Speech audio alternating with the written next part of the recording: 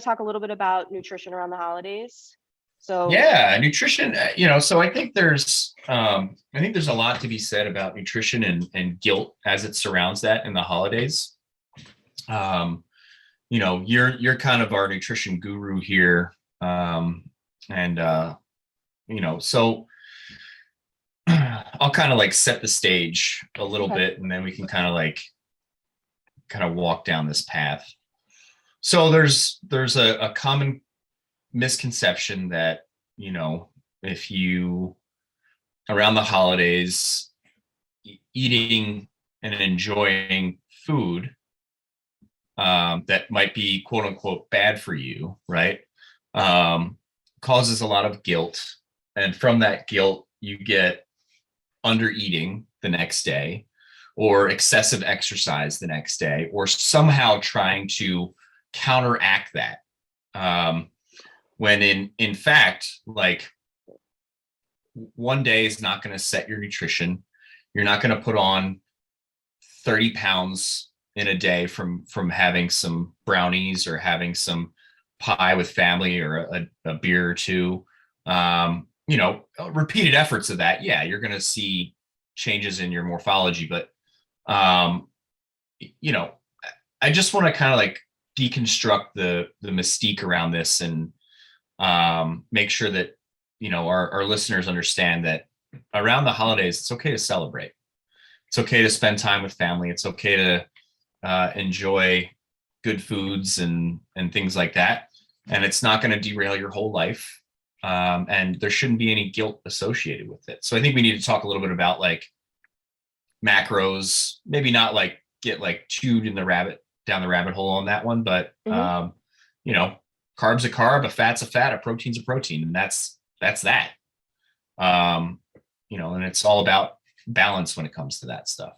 So yeah, that's I remind my clients all the time, and it's always very tricky when the holidays come up because I talk to my clients mostly once a week, and it's usually on a Sunday. So we talk a little bit about what worked last week, and what were some of our wins, what do we think we could improve upon, and then what's coming up in the following week. And last weekend, you get a lot of like, oh, well, the holidays are coming, Thanksgiving dinner, I don't know what to do. What should I eat the day before? What kind of exercise should I do? And we are bombarded with a lot of, I see gyms that do like the earn the burn and burn the turkey and, all this stuff like, oh, you have to work out on Thanksgiving morning because you're going to eat a ton that day. And I think we talk a lot about consistency in our programs. And that's, with the 80-20 rule, like you talked about. If you've been working with, somebody or trying to be mindful of what you're eating for 3 months, let's say, do the math. That's 3 meals a day times 90 days. That's 270 meals, right? If you have 5 bad meals, indulgent meals or meals that maybe aren't aligned with your overall goals on the course of a holiday weekend, and that's a lot. It's not a lot, it's a small percentage of all of the meals that you're going to eat over the course of the time that you're working on, meeting your goals. And so people do need to just relax a little bit, and realize that, 5 meals are not going to undo all the work that they've done. And sometimes 5 meals for people that haven't been consistently doing things, it takes 5 meals for them to say, you know what, I don't really like the way I feel. It's not making me feel great, all this food that I'm eating or the alcohol that I'm drinking or the refined carbs that I'm having. And I think maybe I want to start, eating better. I get a lot of people after the Thanksgiving holiday that maybe haven't been on a good nutrition plan that want to start because they just feel like crap. And I know that my clients that are consistently doing well and eating quote unquote clean, they feel like crap sometimes too after that. And that's okay. It's biology, right? I mean, if you've trained your body to accept certain nutrients in certain quantities, and then you start to like shift the balance of what you're eating a lot of sugar or drinking a lot of alcohol, your body's going to react, most likely in a negative way. And your tummy's going to be sore. You might have, screwed up bowel movements or cramping and headaches, whatever that is. And so I think it's great for people to sort of experiment with that on the holidays and try to indulge and see how it makes them feel. Because I think that getting that feedback from your body to say like, oh, this isn't the greatest, it might have tasted great, but didn't make us feel so great. I think it helps people with the next time around. They get a little less anxious and they realize that, a little bit goes a long way, and they can still have the cake and the ice cream or the cookies and the candy and whatever, and be okay about it. Yeah, it's funny for me at least. We kind of had a crazy Thanksgiving. I think I covered this a little bit with you, in that, like, we were gonna head over to some friend's house. They were gonna cook the turkey, and they were gonna kind of take the brunt of that. And the husband was exposed, had a COVID exposure. And my mother-in-law is currently in the hospital getting cancer treatment. So it's kind of like, we can't really play with that. So, we were at the New York City Thanksgiving Day parade, and I'm like, I got to go to Whole Foods after this, or the grocery store. Whole Foods was the only store that was close by. So I don't want to sound like, my nose is in the air, because we went to Whole Foods and got our kosher turkey at Whole Foods. His name was Frank. He was a very nice guy. Fed us really well. And so, I ended up making Thanksgiving dinner, and I really enjoyed cooking, so it wasn't that big of a deal for me. But I gotta be honest, like, after Thanksgiving, for me, I just wanted a fresh vegetable, right? And it's kind of like, listening to your body. And I was a little indulgent. I had I like those high noons, those vodka and seltzer water drinks. So I think I had 2 of those, and then I had a beer. And I woke up the next day, I look at my data tracker, and my sleep was garbage. And so I had all these data points and everything like that. And like I said, like I just wanted a fresh vegetable. So we had a salad for lunch, and that was totally fine. And that's not to say that I was trying to cut out any food groups, or not to eat less, because I was actually trying to eat just as much. And obviously salad doesn't take up a ton of space in the old macros, but my body was telling me that, hey, you got to eat some fresh vegetables. This heavily buttered mashed potatoes and turkey and all this other fun stuff, it's sitting heavy in your stomach. And I think we need to, like, kind of go into this a little bit. My baseline's a little bit shifted from a lot of people, right? Sure. I've been tracking my macros for 3 years now. I have a very specific, I eat generally pretty well, right? But I still follow my 80-20 rule. I just make sure it fits in there within my numbers. But so my baseline has shifted a little bit. How do we get somebody whose baseline is typically in that indulgent space, quote unquote indulgent space, that's consistently eating 20-80, right? Right. Like every once in a while, they might toss a salad in there. So how do we shift that baseline over so that they're having a different craving than increasing the alcohol consumption and increasing the refined carbohydrate consumption, but instead their body's saying, hey, how about a fresh vegetable? Yeah, that's a good point. And a lot of people think that when they have to start some kind of nutrition plan for goals, whether it be for weight loss or for just, being a little more healthy with their biomarkers and things like that, they think that they have to sort of sacrifice and cut out a bunch of things. And what I like to start clients with is adding things. So I won't necessarily say, okay, you're not allowed to drink any more alcohol, or you can't have any more refined carbohydrates. It's more like, hey, I want you to add a vegetable to one meal a day. And just, again, it's all about creating consistency and building habits, and it has to be sustainable. So if I were to say to them, no more alcohol, no more refined carbohydrates, all you're going to eat is salad and chicken and broccoli, it's probably not going to work. Unless they have very specific, very rigid goals, and they're one of those people that can just follow orders and not feel, that's not going to work for them. So I like to just emotionally empty. Yeah, there are people that can do that. God bless them. Hi, my name's David. and you have different goals than most of the people that we're trying to talk to too, right? I mean, sure. You're an elite athlete trying to compete at the highest level in our sport. I'm just a coach and a mom, and I'm not trying to lose weight or, be a certain size or a certain body fat percentage. I just want to maintain my energy levels and be able to, work 20 hours a day like I do. And that's a whole nother podcast for health and stress. But yeah, for people like that are on that 80-20, I would say we just sort of add things. Hey, try drinking 8-ounce glasses of water every day. Try to add a vegetable to one of your meals. And we slowly kind of build upon all of that so that when they get to the point where, they're eating that vegetable, now it's twice a day, 3 times a day, they're learning different ways to prepare vegetables. It's becoming just the thing that they're a person that eats vegetables. Guess what? You start doing that, there's going to be less room in your stomach for other things because you're just going to feel more full. And that's sort of how, I recommend getting on the wagon, if you will, and trying to sort of reverse those habits that have, made people feel like crap potentially.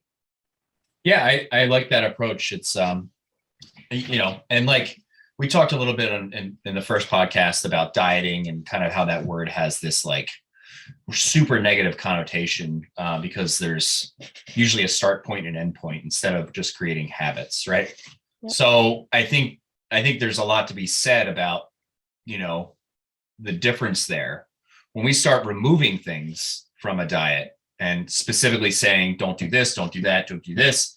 First of all, psychologically, people are like, yeah, right? They're going to feel good. You get double middle fingers and they're like, I don't want to be told what to do.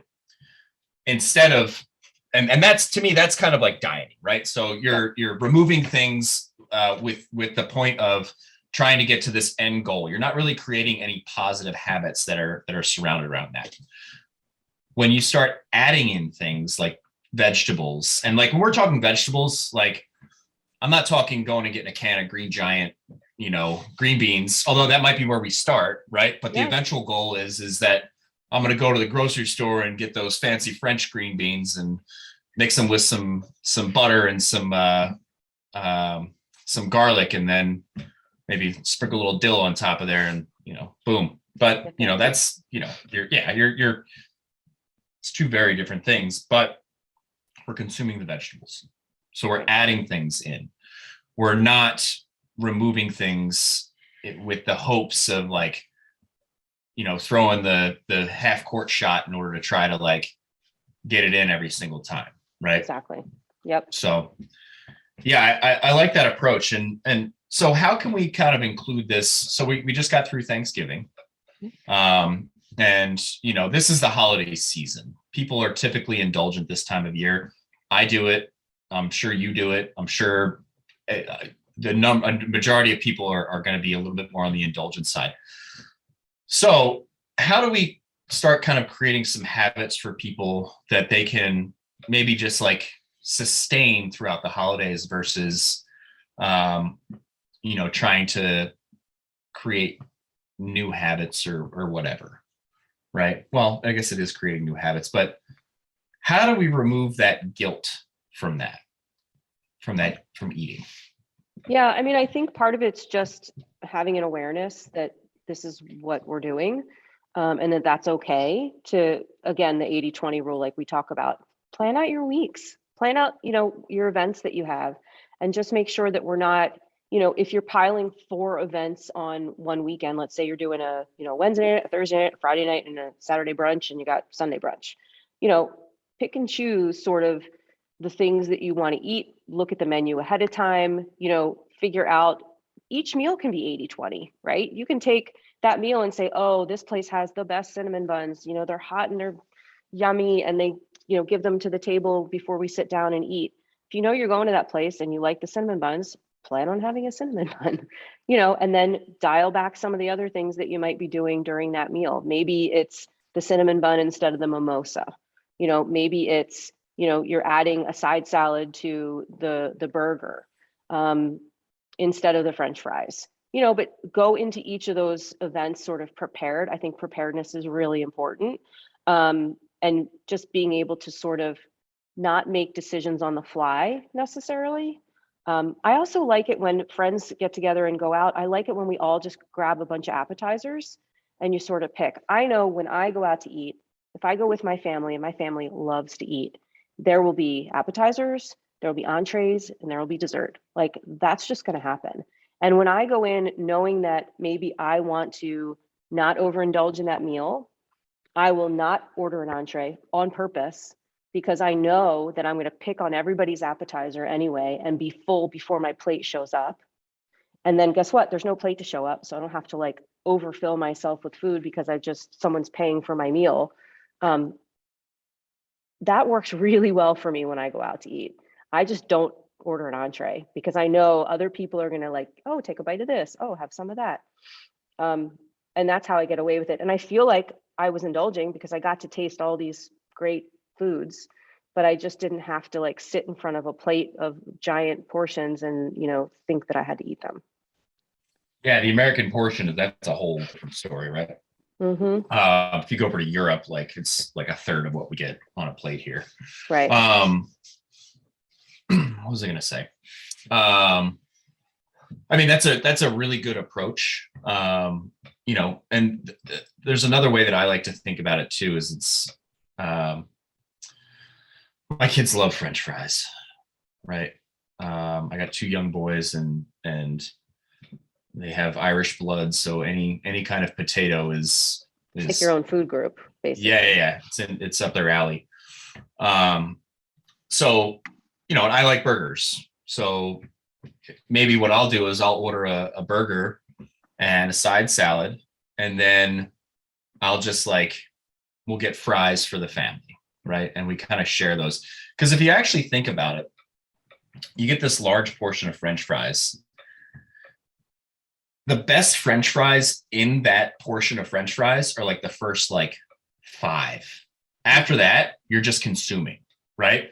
So it's just like you have already addressed the brain chemically as that to emotional. Mm-hmm. Man, those French fries were good, right? As opposed to just those French fries were good, and there's this giant plate here, so I feel like I need to finish it, right? And that's another way to kind of address some of that. And but like what you're talking about, where you're out with a bunch of friends for like a holiday party or something like that, and just kind of checking yourself when you're going through that, instead of just grabbing a plate and just oh, that looks good, that looks good, that looks good, that looks good, and just loading everything up. And then you're you have this big plate of food and you're like, well, it's being provided for me, I have to eat it all. Yeah. Right? No, you don't. It's doing a kind of a self-assessment, looking at what you have in front of you, and consuming until you're satiated, right? Because some people will have a hard time differentiating between satiation and eating until they're full, right? And that's 2 very different things. But the guilt side of food is a highly emotional thing for a lot of people. There's nostalgic foods. I love meatloaf. That's because when I was a kid, we ate a lot of meatloaf because ground beef was cheap, right? Mm-hmm. But my mom kind of made miracles with cheap ground beef. So if I'm out to a restaurant and I see meatloaf, I usually get it, right? Yeah. And typically that's a very rich dish. So that the other there's other emotional states when it comes to food, and there's something that is we get endorphins released when we eat certain foods. There's a lot of data showing that sugar does the same thing as cocaine, right? I don't know about you, but I'm not going anywhere near cocaine, right? But if I see a gummy worm in front of me, it's a different story. Yeah. Right? Yeah. So just understanding that there is chemical and psychological connections to food, and checking in on what you're eating and how much you're eating, and understanding how hungry you are, and then eating until your hunger is satiated versus eating until you're full over the holidays. I think helps set some goals as far as avoiding some of that guilt. Yeah. And I think journaling helps a lot too with food. I know people say sometimes, oh, I don't want to weigh and measure my food. I don't want to have to write everything down. I don't want to have to track my macros. And that's fine. But I think if you're just starting out, if you have no sense of what you're eating or how much you're eating, Or I how think you're at little. a That's right, the or other how side little you're too, eating. I right? think you're at a huge disadvantage. I really think that writing things down, again, we talk about mindful nutrition, right? It's it's being aware of what you're eating. I probably passed by the pantry last night and I have these tiny little dark chocolate squares, right? Not sure how many I had, right? If I was on a plan where I had to write that stuff down, I probably, after I grabbed the first one or two, I probably wouldn't have grabbed the third or the fourth or the fifth, because I knew I'm writing it down, and it's just like awareness, having some awareness about it. Now, do I feel bad about the 7 pieces of dark chocolate I ate last night? Absolutely not. Is it aligned to my goals? Probably not. But again, it's just one of those things. I ate them. It felt good. It satiated me at the time, and so now it's a new day, and I'm going to try to plan my day a little bit differently. What happened yesterday was I didn't plan. I was busy. I was running around, didn't bring food with me, got hungry, gave into the cravings, and had the chocolate. And that's fine. I think that's Yeah, the other piece that people get just so worked up about. If they do start writing things down and they see all this crap in, that they're eating, be okay with that. Get connected to it and say, okay, maybe I'm eating like crap. Maybe I shouldn't be eating like crap, and maybe I should be adding some other things that are a little more healthy into that diet. And again, it's not about taking away, it's about adding in the stuff that's maybe a little bit better. I love it. I think as it relates to that, I think one of the other things that we need to potentially discuss is that, and maybe it's not for this conversation, but in the future, is that the aligning with your goals and being realistic about goals and understanding that it's a lifelong process, not a short-term fix. You know, habits are different than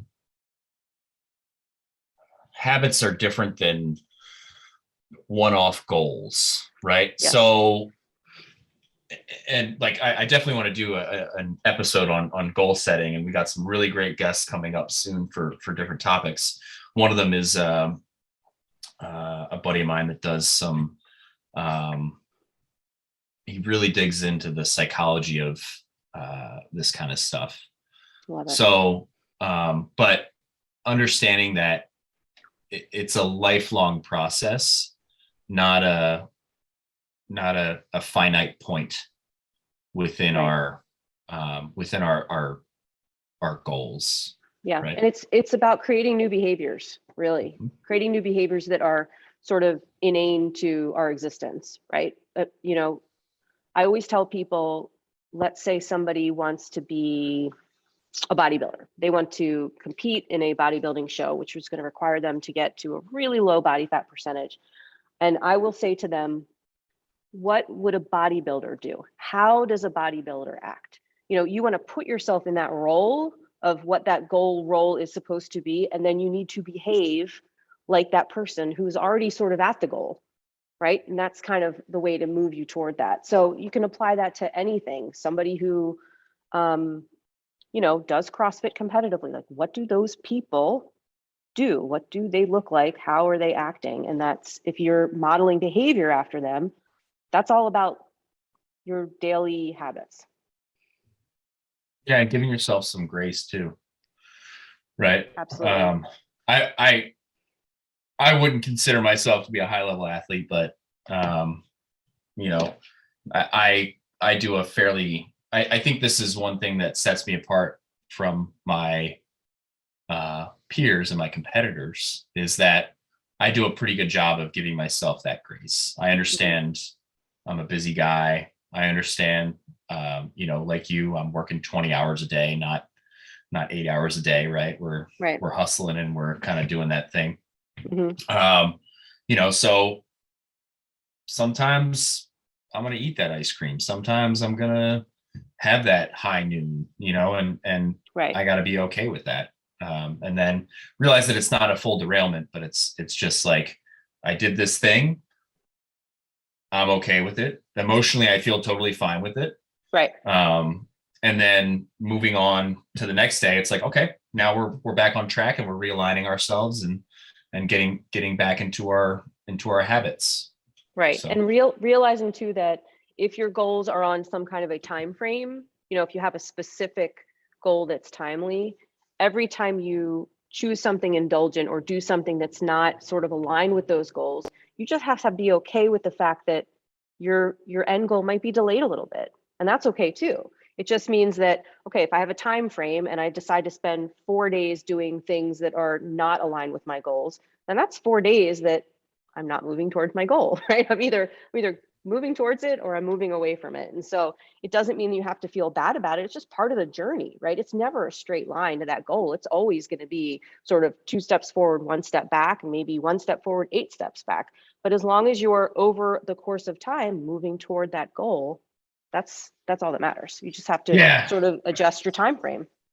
Yeah, and I think once again that goes with the goals versus habit creation, right? Because if we're creating habits, then there is no end point. It's just like, this is just what it is, right? And this is how we're going to act, and this is how we're going to move towards whatever it is we're moving towards, whether it's nutrition in your professional life, family life, any of that kind of stuff, right? Your mental health or spirituality, any of our aspects that we cover within the 4 pillars, and kind of like those branch offs and those little dendrites off of that. Yeah, so. I agree. Yeah. I think that's a great way to wrap up today too. I think that's a neat little package. Oh, thanks. Of things for people to listen to. Yeah. And if anyone's listening on any of the podcast stations and they want to tune into YouTube and give us some comments about things they want to talk about next or topics they want included, or if you want to talk to a coach, talk to Eamon or I about, questions that you have about your nutrition or your goals, just drop them there in the comments. I'll also put like our email addresses in the show notes and things like that, so people can get in touch with us. Yeah, I just want to let people know what we have coming up with some of our guests. So Todd, who's a buddy of mine, and he owns his own ergonomics company. He does all the ergonomics for Cornell University. He's going to be jumping on the podcast. My friend Jeremy Dinkin, who is a chiropractor, but he's not. He's an atypical kind of chiropractor. He does a lot based on movement and a lot less based on just like, I'm going to come in and snap a bunch of things into place, and then I'll see you next week and bill your insurance. Very cool. And then finally, my friend Taylor Wilkins, who I don't know, I would kind of call him like a mindfulness coach.